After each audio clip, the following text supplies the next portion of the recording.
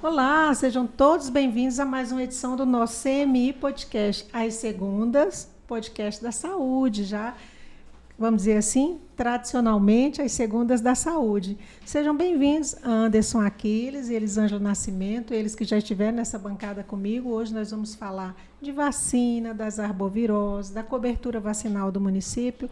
Vai ser um bate-papo e a gente espera que a população que nos assista possa trabalhar a conscientização. Sejam bem-vindos.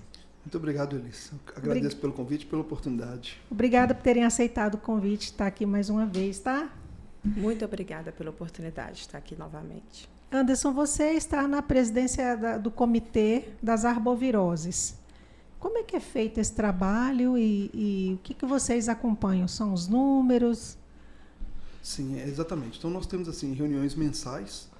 Esse comitê é um comitê que tem uma parte técnica, composto aí por profissionais, médicos, enfermeiros do laboratório municipal, dos diversos setores implicados na questão da arbovirose, tanto de respeito à assistência quanto também ao controle vetorial. Então, a equipe das zoonoses participa e também é representante do Conselho Municipal da Saúde e outros parceiros que eventualmente nós possamos convidar para compor a reunião em determinado momento, dentro daquilo que vai ser discutido. E o comitê ele faz a análise dos dados, exatamente. Como é que está a situação das arboviroses no município? É a pergunta que nós nos fazemos. Lembrando que a arbovirose inclui aí as três principais que nós temos falado muito, que é sempre dengue, zika, chikungunya, mas inclui também a febre amarela, que é uma preocupação nossa constante, né? Embora tenhamos a vacina. E lá nós analisamos os dados, a situação do município naquele momento, envolvendo pessoas que adoeceram, porque é uma doença ou são doenças de notificação compulsória, e também analisamos como é que estão os índices do vetor, do Aedes aegypti. E isso aí norteia o que nós temos que fazer em cada setor para conseguir assistir as pessoas que venham a adoecer e, ao mesmo tempo, controlar o vetor para reduzir o número de pessoas infectadas e reduzir também, por sua vez, claro, né? Se eu reduzo a quantidade de pessoas que adoecem, eu também tendo a reduzir casos graves e evitar óbitos, que é o principal objetivo. Um único mosquito é responsável por esse tanto de doença? Por todas elas, inclusive em área urbana, pela transmissão da febre amarela, quando é o caso.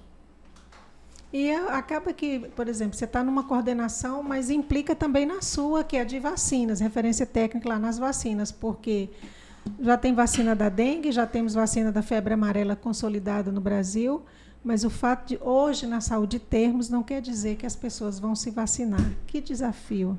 É um desafio e um retrocesso também, porque até 2008 a gente tinha apenas 44 municípios de Minas que tinham indicação de vacinar contra a febre amarela. De 2008 para cá, todos os municípios têm indicação. E é uma coisa interessante que Minas ele começou essa questão de vacinar há muito mais tempo do que São Paulo, por exemplo. Tanto que os casos, né, muitas vezes que a gente tem aqui, são advindos de lá, ou porque a pessoa vai lá, ou até mesmo em outro estado, que não tinha por hábito, e vem aqui e às vezes traz a doença. Então, sim, nós temos aqui em Minas esse costume, sim, de vacinar, mas, infelizmente, isso tem se perdido nos últimos anos. É um desafio para nós manter as coberturas vacinais boas e até mesmo impedir que essa doença volte. Engraçado que é tudo gratuito, de laboratórios sérios, né? Essa vacina da febre amarela não é vacina nova. Não. Ela é fabricada pela Fiocruz há muitos anos e ela é uma vacina segura. Pelo Ministério da Saúde, né, e pela OMS, uma dose é suficiente para imunizar pela vida inteira. Mas a gente percebe, uma coisa interessante, que as vacinas são vítimas delas mesmas. As vacinas vieram para prevenir doenças, elas atingiram em muito o que elas pretendiam, e como as pessoas não têm visto essas doenças, elas acham que não precisa se vacinar, que não vai voltar. Tem isso, Elisângela, e também tem a questão que eu vejo do imediatismo, né? Se a gente tomar hoje uma injeção, ou até mesmo um procedimento que o médico fala, olha, você vai ficar inchado, você vai ficar dolorido, mas daqui a 15 dias você vai ver o retorno no seu rosto, no seu corpo, enfim, a gente faz. Agora, se for para tomar uma injeção que você vai se prevenir contra a doença, que você pode vir a contrair e morrer, que você pode vir a proteger o seu filho, a sua criança, como não é algo que está palpável e a pessoa não presenciou a doença ou até morte por causa da doença, a pessoa acaba não dando o devido valor. Como é que está o Lira, que é o que faz aí o resultado, né, de como é que estão as incidências no município de dengue, chikungunya, não é isso? É o teste, vamos dizer assim, é o número. Sim. O Lira é esse levantamento rápido, né, do índice de infestação. Ele é feito pela equipe das zoonoses, mas nós acompanhamos exatamente porque no comitê eles fazem essa apresentação, fazem uma ampla divulgação também, e os dados que nós temos é do Lira de janeiro, ou seja, do mês passado, são feitos 3 vezes ao ano. E nós tivemos aí um Lira de 6,2, é um índice alto. O ideal, o recomendado seria abaixo de 1. Então, no nível que nós estamos hoje, esse é o índice do município. 6,2 é muito alto e nos coloca aí num alto risco, né? Mas nós temos estratos, porque ele é feito por grupamento de bairros e são colocados em estratos, esses grupamentos. Então, nós temos 11 estratos. Nós tivemos o extrato 6, por exemplo, que inclui o bairro Bom Jardim, Ferroviário, Horto, Industrial, a área da Uzipa, que deu 10,9. Tivemos lá o extrato 7, Limoeiro, Chácaras Madalena, Córrego Novo, Barra Alegre, Chácaras Oliveira, 9,2. Então, é um índice muito alto. No ano passado, nós chegamos a ter um índice de 1. Foi histórico. Foi a primeira vez do tempo que eu estou na prefeitura, já são mais de 15 anos, em que eu vi o Lira de 1. Né? Foi assim, o mais próximo que nós chegamos do ideal. Só que é uma questão que nós temos que considerar também, que é sazonal, né? O período agora é um período propício, nós temos chuvas, calor, e aí vem a necessidade que nós sempre falamos, da população colaborar.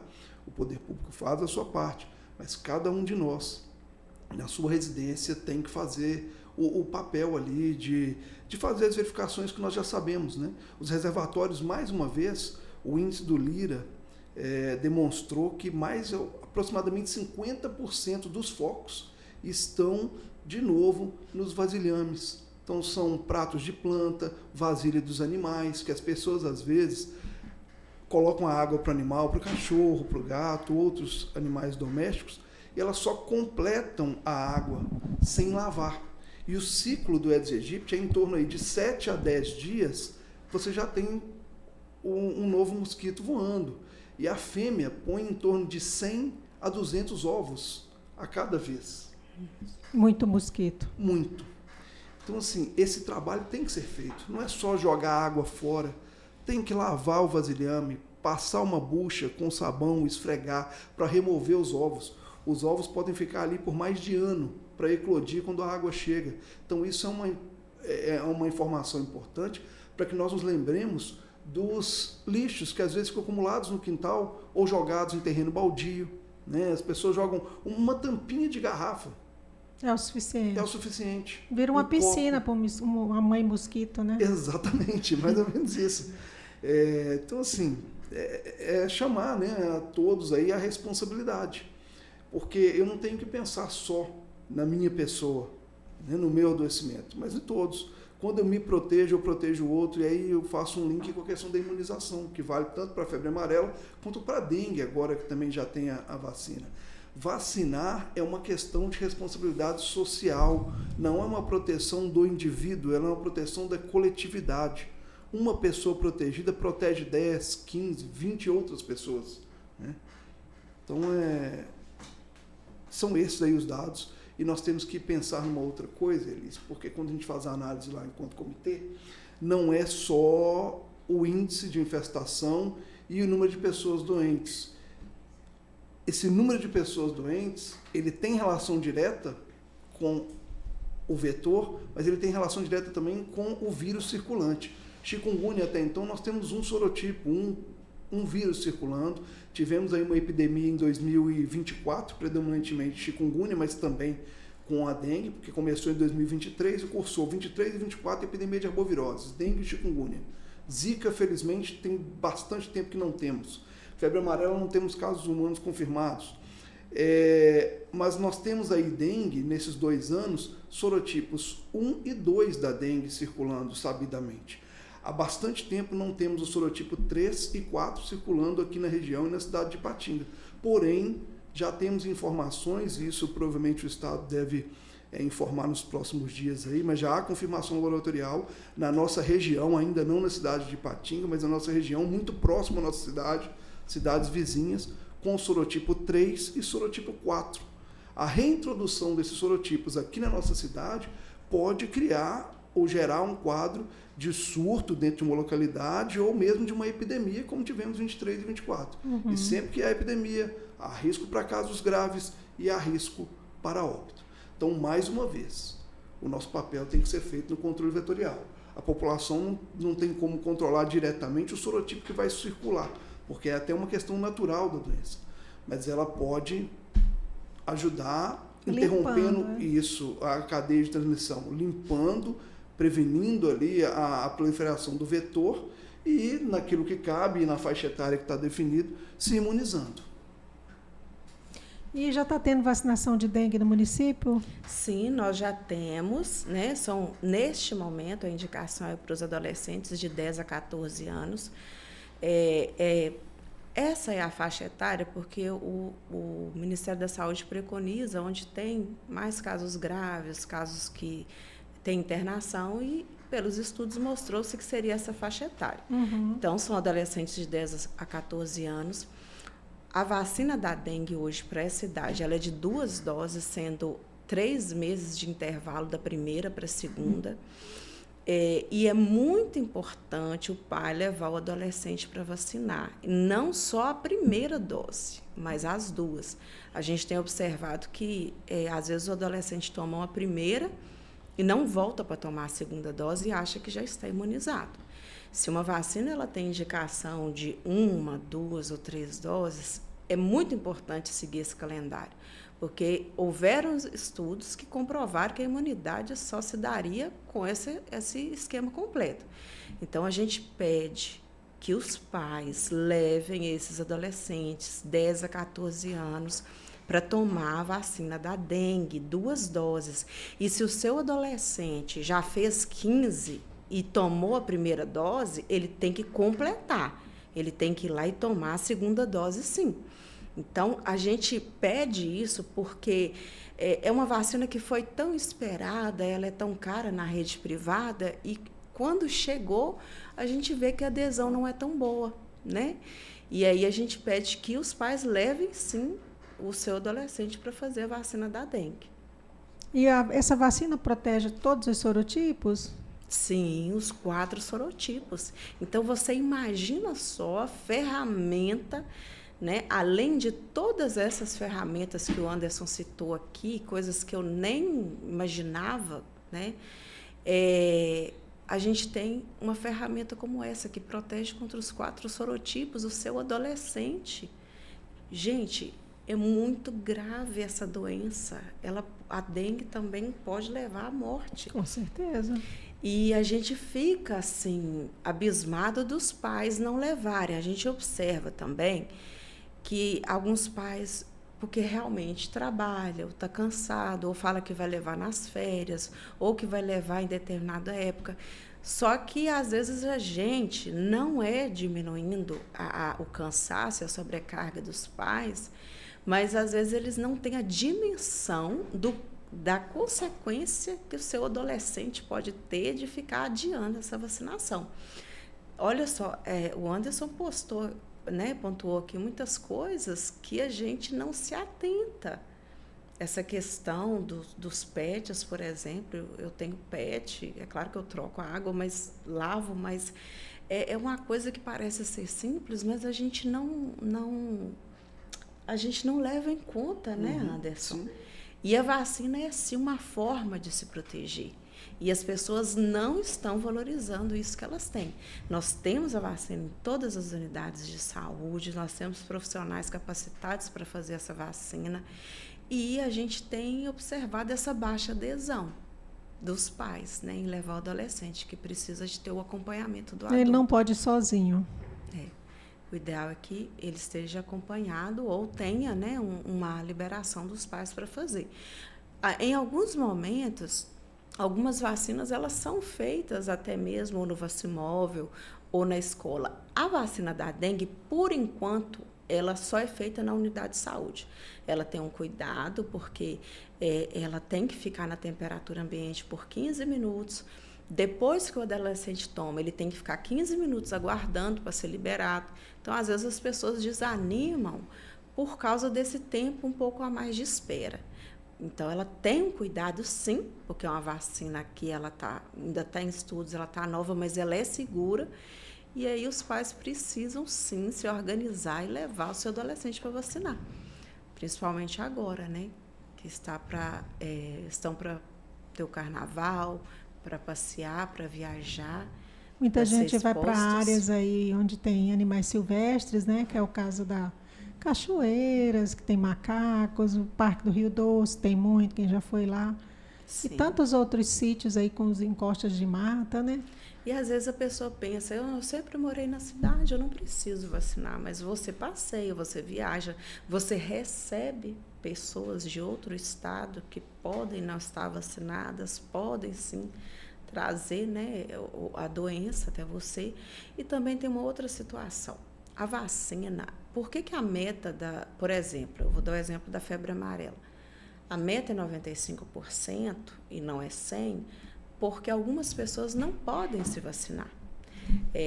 Né? Por exemplo, uma pessoa que ela é imunossuprimida, ela tem que ter indicação do médico. Uma pessoa que convive com HIV, ela pode tomar desde que ela não esteja com sintomas e que o médico indique. A gestante não é contraindicado, mas não indica vacinar se não for um caso assim, que o vírus estiver circulando no momento, que estiver confirmado, que aí avalia o risco-benefício.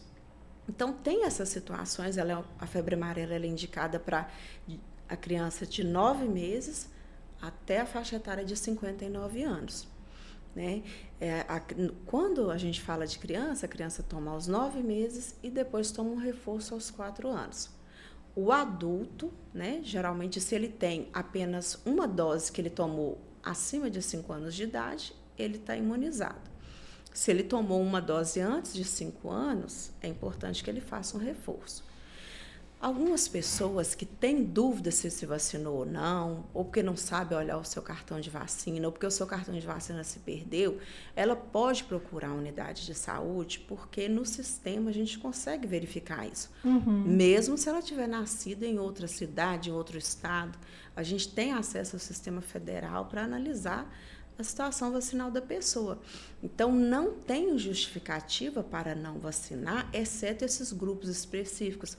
Por exemplo, uma pessoa que fez um transplante de medula óssea, ela não pode tomar essa vacina até 24 meses pós o transplante.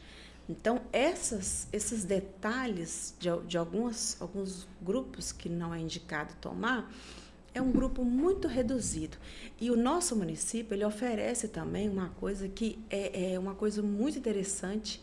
Nós recebemos aqui, para você ter ideia, crianças, né, que são alérgicas à proteína do ovo e não conseguem fazer a febre amarela na unidade de saúde na sua cidade.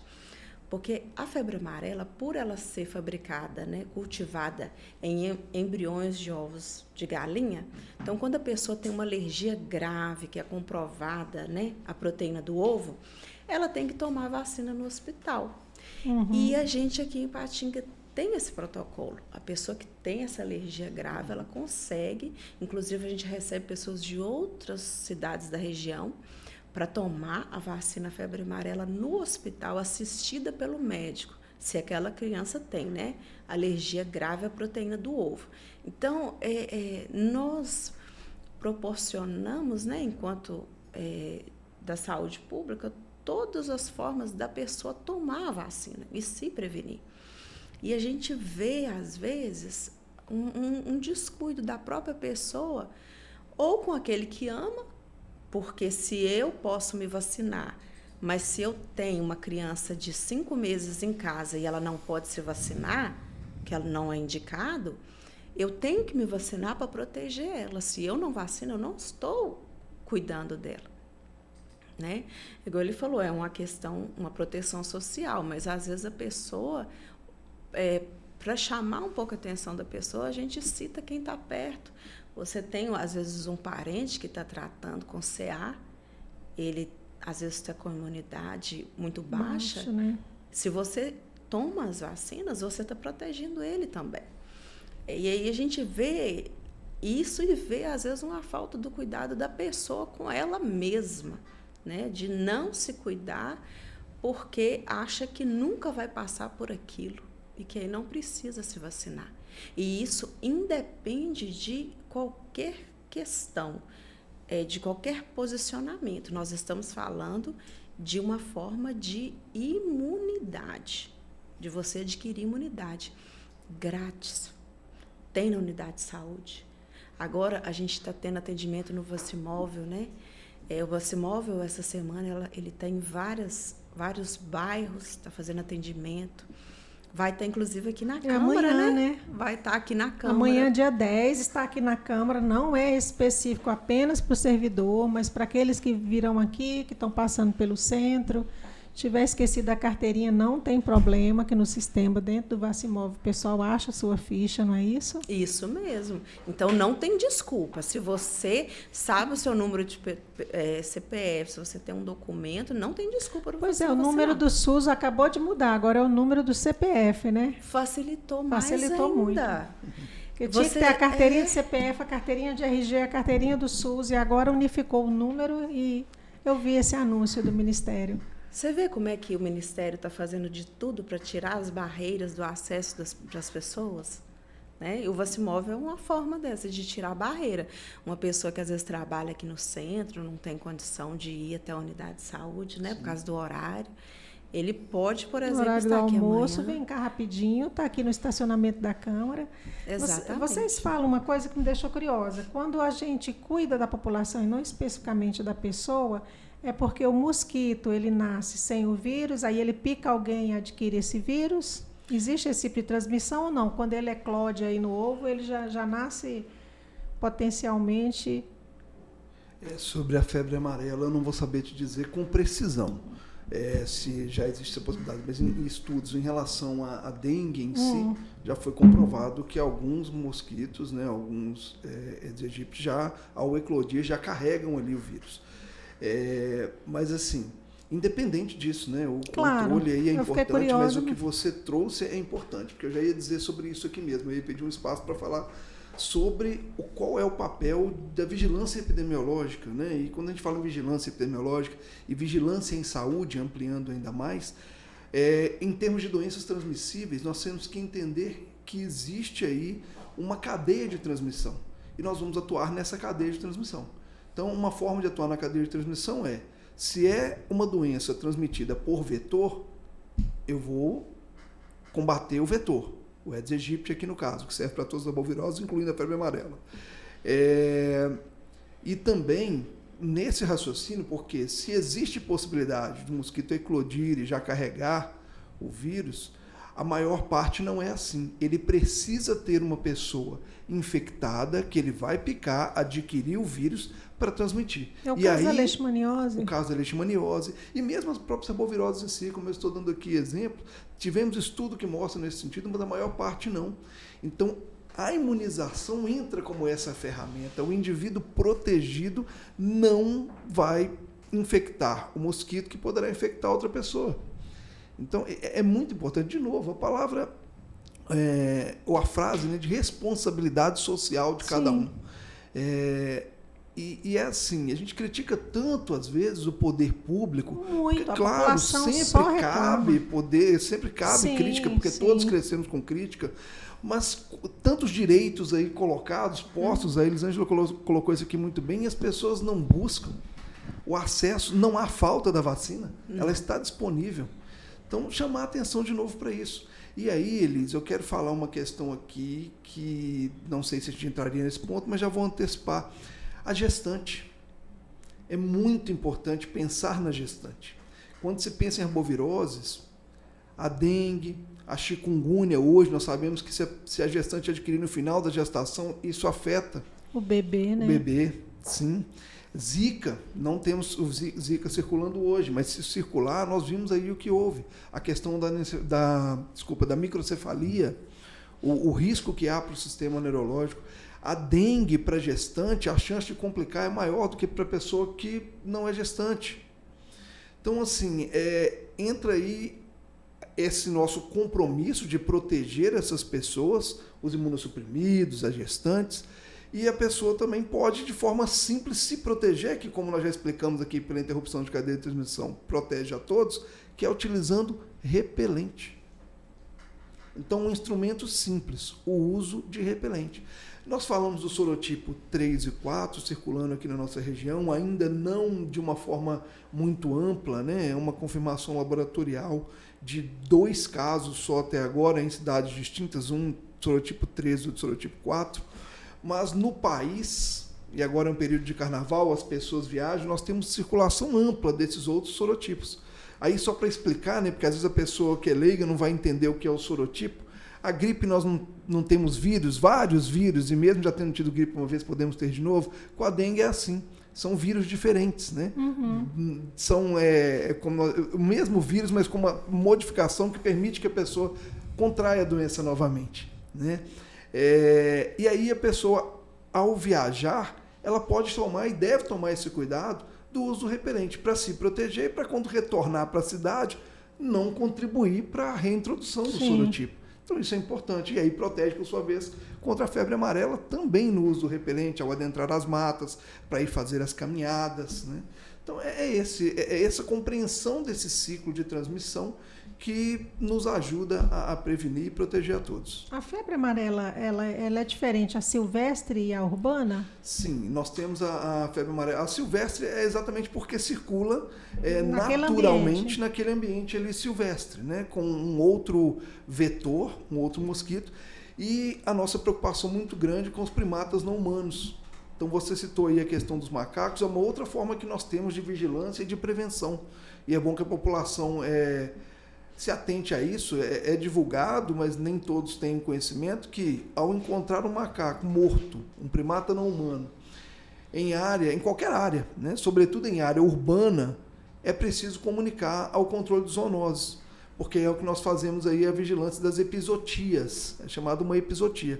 Mesmo que os sinais sejam de atropelamento, é importante comunicar, porque esse animal vai ser recolhido, havendo possibilidade, na maioria das vezes é encaminhada uma amostra biológica para Belo Horizonte para testar se há ali a presença do vírus da febre amarela, por exemplo. E esse macaco, mas ele foi atropelado, a pessoa pode questionar, foi atropelado, mas talvez ele foi atropelado exatamente porque ele havia adoecido e ficou com um pouco mais de dificuldade, uma lentidão nos movimentos e favoreceu o atropelamento. Correto? Então é isso, comunicando, nós fazemos essa análise e vamos ali acompanhar. Já aconteceu de termos primata não humano próximo aqui, confirmando com o vírus da febre amarela, mas que não circulou, não se tornou uma febre amarela em nível urbano. Mas o potencial existe, né? Acabamos de falar do Lira aqui de 6,2.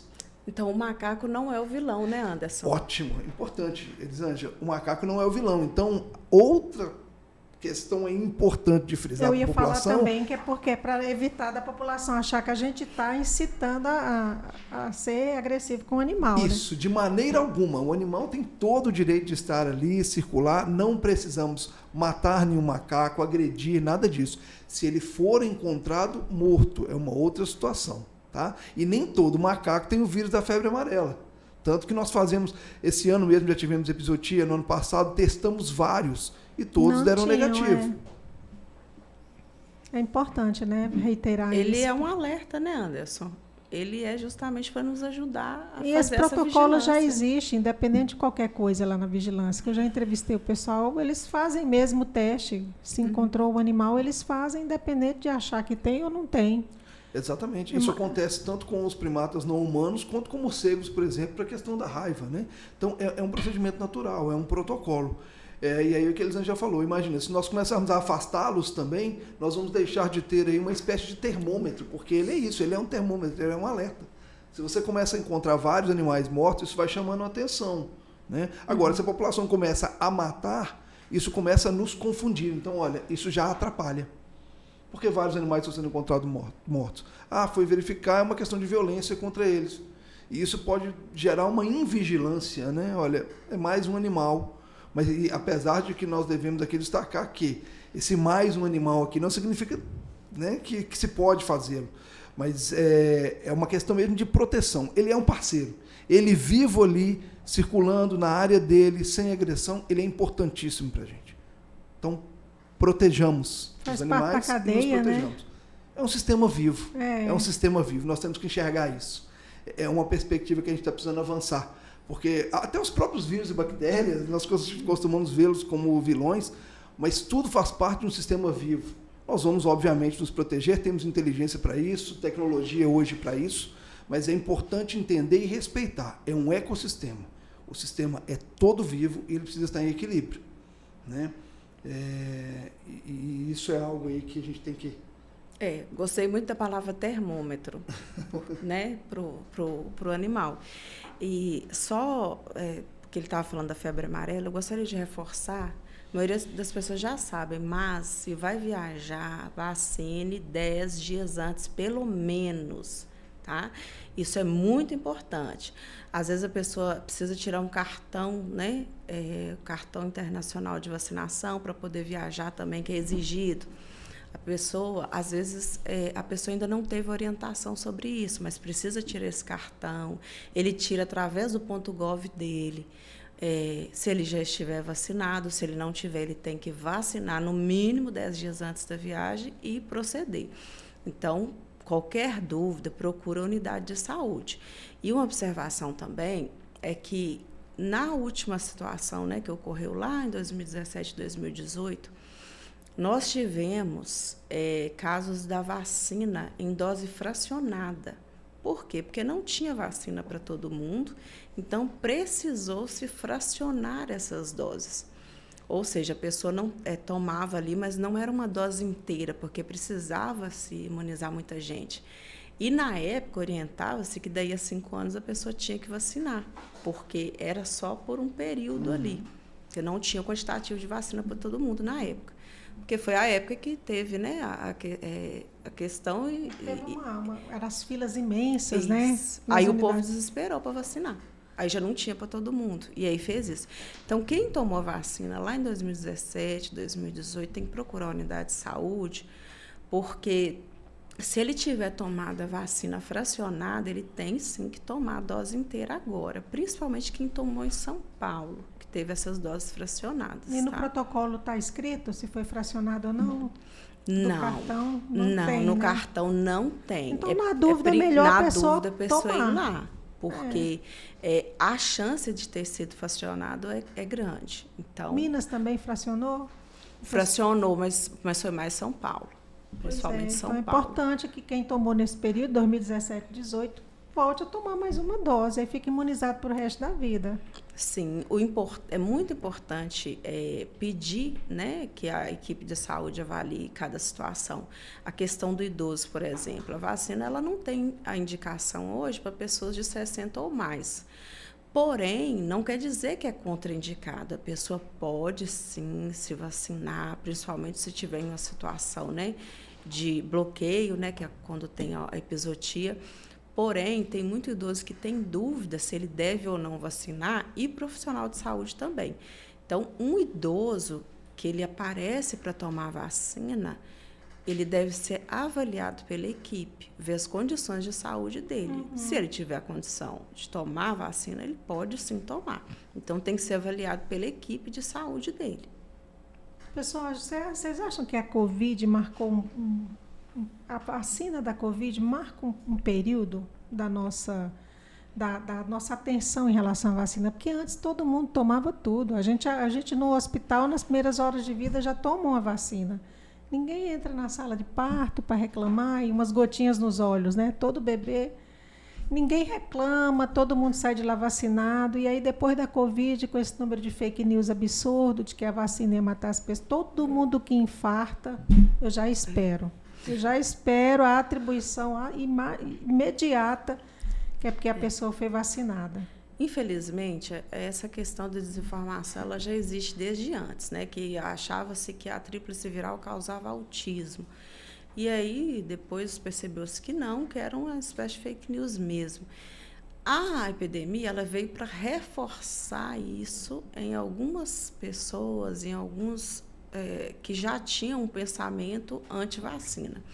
Então, como a Covid foi rápido o desenvolvimento das vacinas e as pessoas elas até queriam escolher, né, queriam saber o que tinha disponível naquele dia, se na internet falava que tal marca era melhor do que a A era melhor do que a B, a pessoa também queria escolher.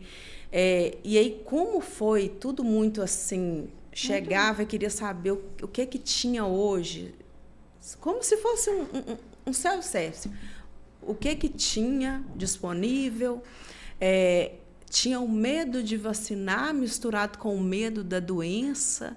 Às vezes tinha indicação de 2 doses, tomava uma e não voltava para tomar a segunda, que já achava que estava imunizado contra a doença. E aí é triste, porque pessoas que perderam entes queridos para a Covid, a maioria já tem um pensamento totalmente diferente sobre a importância de vacinar. Geralmente, quem tem um pensamento de que não precisa é quem não foi afetado de forma direta e acha que não foi real algumas coisas. Então, infelizmente, a epidemia de Covid ela reforçou, sim, esse pensamento, essas fake news. E, infelizmente, algumas pessoas causam o desserviço de, por falta de informação correta, propagar. Tipo de coisa, né? Eu posso postar qualquer coisa na internet. Eu posso falar que eu tenho experiência e eu posso fazer isso. Então, isso é muito perigoso. A gente tem que ter autorresponsabilidade das informações que a gente está consumindo. Né? Algumas pessoas não têm essa compreensão. Algumas pessoas têm, né? São mais simples, não têm. Aí, por isso, a importância do profissional de saúde estar orientando. Mas a gente vê isso, assim, da pessoa, sabe? Necessário ter uma autorresponsabilidade do que está consumindo de informação, inclusive sobre a sua própria saúde.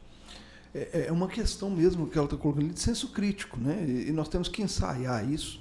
E eu acho que não é só para a vacina, tem que extrapolar isso para tudo, e principalmente o desrespeito a informações relacionadas à saúde, mas para tudo.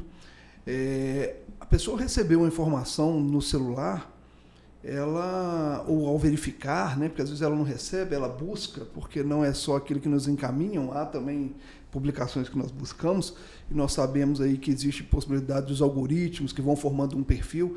Então, a pessoa já tem uma afinidade com a ideia de que a vacina é algo que não deve ser feito, esse pensamento anti-vacina. Ela recebe ou identifica e repassa, não filtra, né? Causando aí, como ela já falou, um desserviço, um prejuízo. É preciso olhar e fazer a seguinte pergunta: será que isso é verdade? Não é só porque vem ao encontro do que eu penso, ou seja, tem afinidade com a minha forma de pensar, que eu devo simplesmente repassar. Não, eu tenho que saber se é verdade. Isso é um compromisso que eu tenho que ter. E o que nós temos que, pensando em termos de Covid, porque eu trabalhava com a questão dos óbitos na época, no sistema de informação de mortalidade, com a equipe lá na vigilância epidemiológica, o número de óbitos foi absurdo. O número de óbitos geral aumentou bastante, exatamente porque a Covid matou muito. E nós vimos assim, isso foi subindo, né? A curva foi assim, paulatinamente, ela foi aumentando, chegando a um pico, e de repente, quando a vacina foi introduzida, sim, a queda foi abrupta. Isso demonstrou mais uma vez como que a imunização é importante. Para a sociedade como um todo. Sim, se hoje nós temos uma expectativa de vida mais alta, né, e muito mais alta comparada aí a 100, 200 anos atrás, ela se deve em grande parte pela imunização. Então, o trabalho que a Elisângela desenvolve, a equipe lá da Central desenvolve, que o município e os municípios, Estado, União, com a imunização fazem, é o que tem nos garantido essa sobrevida maior. Porque dentro dessa luta, desse ecossistema vivo que eu disse aqui, né, nós aprendemos a jogar, a trabalhar de forma técnica e responsável com esse sistema vivo para nos proteger. Então, assim, por que fazer diferente? A comprovação está aí, é fato.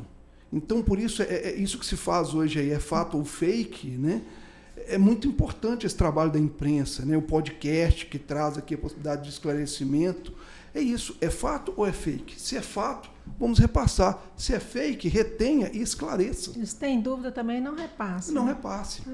Verdade. Só eu quero aproveitar já e voltando, falando de imunização, e voltando aqui na imunização na febre amarela, a Elisângela falou uma coisa importante dos 10 dias, mas hoje é segunda-feira, sexta-feira de carnaval está aí, não darão 10 dias.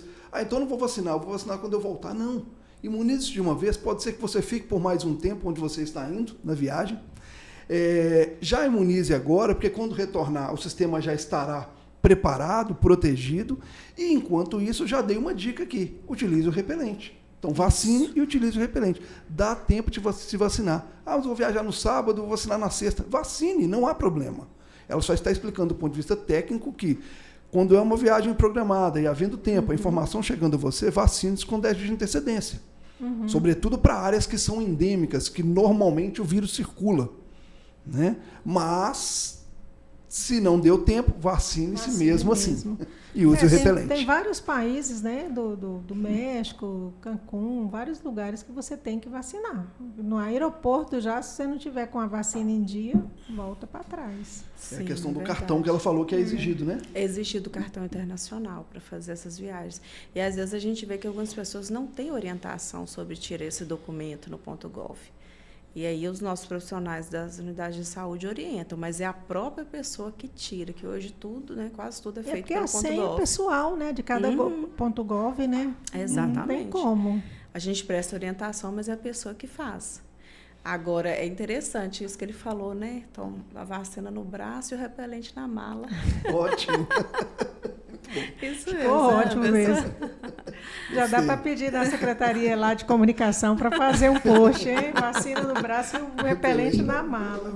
Pois é, e hoje em dia tem tanto repelente a custo baixo. Sim, verdade. Muito. Tem para quem tem alergia, né, Anderson? Sim.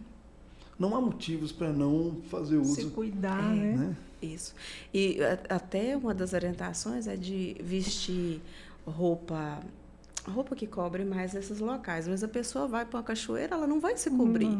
Então, a não ser que esteja muito quente, usa aquelas blusas térmicas, né? Sim. Gente, mas esses mosquitos são danados, né? Acaba com qualquer festa. Mas estão aí, muitos deles, segundo os biólogos, amigos nossos, bem antes de nós. Então, nós que estamos, né, na área deles. Por assim dizer. Exato. Mais ou menos isso. Olhando desse ponto de vista, realmente. E voltando ao equilíbrio, né, gente? Eu não falei da questão do sistema vivo, do equilíbrio à toa. É porque a produção de lixo ela é natural dentro do nosso sistema, do nosso modo de vida. Mas deveria ser natural também essa compreensão do sistema vivo para que nós pudéssemos, e façamos isso, né, acondicionar de maneira adequada os nossos lixos para evitar a proliferação de doenças. Porque aí entra, por exemplo, leptospirose, tem outros que não são objeto aqui hoje, mas que estão relacionados ao lixo. A pessoa colocou fogo, eu acordei sábado com essa notícia, na porta da prefeitura, no prédio da Caixa Econômica, ali na lateral da prefeitura, tinha um container de lixo, lá tem não sei quantas filmadoras, não inibiu a maldade. Colocou fogo no container de lixo que está ali nas redondezas da prefeitura. Então, assim, a gente tem que lutar para a nossa saúde contra esse tipo de coisa. Sim. Aí a fumaça, problemas respiratórios. E não tem onde colocar, porque acabou com o reservatório, eliminou ele de lá. Quer dizer, a prefeitura vai ter que despender mais dinheiro para comprar um novo. Sim. Como ali tem muito comércio, era um local onde todo mundo colocava o lixo ali. E aí agora a pessoa descarta em qualquer lugar, vem a chuva, a água acumula, Se já tiver ovos, eclodem, o mosquito voa, pica alguém doente, adoece outros. Até a própria pessoa mesmo que fez isso. Ou a própria pessoa. Foi matéria de sábado, de manhã. Uma ação de uma pessoa. E influencia toda uma cadeia que guardava o lixo da redondeza. Porque lá era um container de plástico e tal. Ela foi lá. Então, assim, a gente tem que tentar combater, quem tem imagem, ceder para a polícia, porque a gente tem que combater essas coisas. Além de nos cuidar, que é o primordial, né? Combater a ignorância, a maldade. Porque eu deixo o espaço aberto para vocês fazerem suas considerações finais.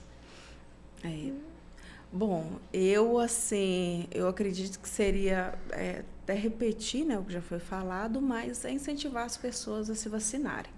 As pessoas não estão dando o devido valor ao que elas têm nas mãos para proteger a si, aos seus e ao coletivo. E aí, como elas não estão dando esse valor porque está disponível, não vamos deixar acontecer igual lá em 2017 e 2018, que aí foi uma correria. Vacina não é uma liquidação, que só a hora que está acabando que você vai procurar, ou que, né? Então, que vá agora, que se vacine, que aproveite essa oportunidade. E não é só dieta e academia, não. Você tem que vacinar também, né? Essa é a minha dica, né? Igual eu e o Anderson falamos, o vacina no braço e repelente na mala. Não, vocês hoje estão cheios de frases, tá? Cabeça aí tá boa para marketing. É importantíssimo. Eu acho que essa frase que encerra tudo, né, Elisângela? Porque isso reflete aí o nosso compromisso, o desejo de proteção individual, o desejo de proteção coletiva, o sonho de uma sociedade responsável. E essa responsabilidade não é do outro, ela é nossa. É verdade. É isso. E saúde é um bem. Depois que você perde, não adianta mais você ter dinheiro, ter mais nada. Porque você não tem saúde, você não tem condição de viver bem mais. Né? No que diz respeito ao controle vetorial, que é também muito importante, lembrando aí, é o conhecimento técnico, né? Olha, se eu sei que o ciclo de vida do Aedes aegypti traz aí 7 a 10 dias entre o ovo ser posto e no contato com a água eclodir e gerar um novo mosquito. Se eu fizer uma verificação em casa, nos ambientes, não precisa ser só em casa, até no ambiente de trabalho, né? Às vezes tem mais de uma residência, tem imóveis fechados, a pessoa está lá, está para alugar, não alugou ainda. Vai lá fazer uma verificação naquele seu imóvel que está fechado. Se você fizer isso uma vez por semana, você interrompe esse ciclo dele de vida. Né? E protege. Quem tem piscina, você não está podendo colocar o material, né? Esvazie, deixe sem água. Cubra, se for porque é período de chuva, se não da mesma forma, né? Cubra, né? E é isso, e estamos à disposição enquanto vigilância epidemiológica. Eu acho que aqui a gente fala também em nome do departamento, da própria secretaria, né? Que temos sempre o apoio do gabinete, na pessoa do secretário Alisson, da Elisângela enquanto secretária adjunta, da nossa diretora Josiane, a equipe das zoonoses, não é isso? Então, agradecer, Elis, agradecer e dizer que o trabalho é de todos nós, né? E é isso. Obrigada a vocês por esse momento. Voltem mais vezes nesse assunto saúde, sempre tem uma novidade. Acabou de chegar uma vacina nova, que é a da dengue, né? Na verdade, ela já está aqui há alguns meses e mais para frente a gente vai receber a da Butantan, que aí já vai vir para um público específico, o adulto vai poder tomar, mas por enquanto está em fase de não vou dizer teste, mas em algumas cidades do Brasil. Ainda não chegou aqui. Questão de logística do Ministério mesmo. Isso. Né? Eu estou esperando a de herpes zoster. Todo dia eu espero Padilha falar que já está na rede a de herpes zoster. A última fala é que a herpes zoster não iria entrar, pelo custo, né, pelo público, que é muito restrito. A última é essa. Mas em vacina tudo muda o tempo todo, né? Mas é uma doença horrível. Quem tem sofre muito com as dores, né? Eu vou te dizer uma coisa, só voltando aqui na dengue, eu queria falar isso, eu acho que é importante. Eu ia deixar passar, mas não vou não. Eu vou completar 17 anos de prefeitura. Quando eu entrei na prefeitura em 2009, eu já entrei pegando uma epidemia de arbovirose. E o meu sonho era ver uma vacina, porque eu sei que nós vamos ter impacto. Claro que o grupo ainda é restrito, mas eu acredito que nós já vamos ter um impacto importante em 2 anos, aí, 3 anos, e com a ampliação, talvez em 5, 6 anos, um impacto assim, fantástico para a saúde pública no que diz respeito às arboviroses, em especial agora a dengue. Mas já tem aí também a possibilidade, no futuro, da vacina contra a chikungunya, que nós sabemos os males aí que trazem, Nossa a cronificação. As pessoas sofrem muito com essa doença também, né? Muitas dores no corpo. Então, vamos embora. Vou repetir sua frase, Isso que eu gostei. mesmo. Vacina no braço. Repelente na Na mala. Na mala, exatamente. Na mala e na bolsa quando estivermos aqui, porque nem sempre só quando formos viajar, né? É verdade, verdade. Item de necessário. Exatamente. Obrigada, pessoal. Nos acompanha hoje a Elisângela Santana, nossa parceira aqui no podcast. Ela que é adjunta da Secretaria Municipal de Saúde. E na técnica está o João Pedro Pedrosa. Sempre falo que é os 3 P's, né? Nosso querido amigo que trabalha com a gente aqui na assessoria. Esse é mais um episódio do CMI Podcast. Continue ligado com a gente. Até o próximo episódio. Tchau, tchau, pessoal.